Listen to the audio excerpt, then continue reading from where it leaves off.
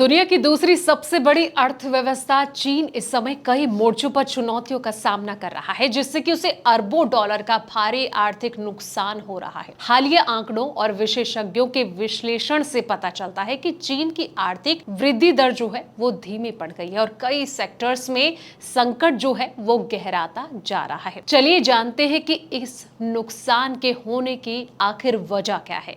नमस्कार, मैं हूं संध्या विश्व और आप देख रहे हैं the economic times Hindi.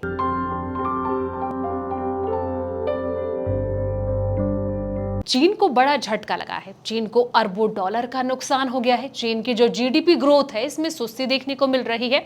America से ट्रेड वॉर, डिफ्लेशन और साथ ही हाउसिंग संकट ने पहले ही चीन की चिंता जो है वो बढ़ा दी है। और अब एक और बड़ी खबर आई है कि चीन को इस साल 6 महीने में भारी नुकसान हुआ है। इमरजेंसी रिस्पांस मंत्रालय के एक अधिकारी ने मंगलवार को बताया कि 2025 की जो पहली छमाही में चीन को जो प्राकृतिक आपदाओं से जो है भारी भरकम नुकसान झेलना पड़ा है। कुल 54.11 अरब युआन यानी कि 7.55 अरब डॉलर के आर्थिक नुकसान की खबर है।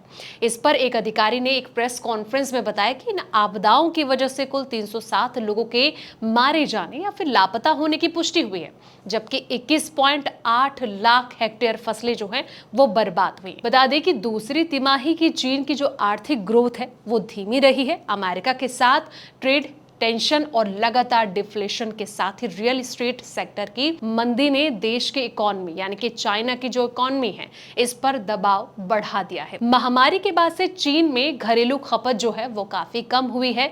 वहीं 2024 के आखिरी 3 महीने में घरेलू खपत ने चीन की जो आर्थिक गतिविधि है इसमें केवल 29% का योगदान दिया है, जो कि महामारी से पहले 59% काफी कम थी।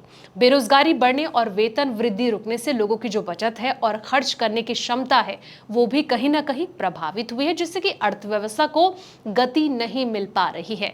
चीन की सरकार के कारोबार में बढ़ते दखल और साथ ही आर्थिक मंदी के कारण कई विदेशी जो निवेशक हैं चीन से अपना कारोबार समेट रहे हैं।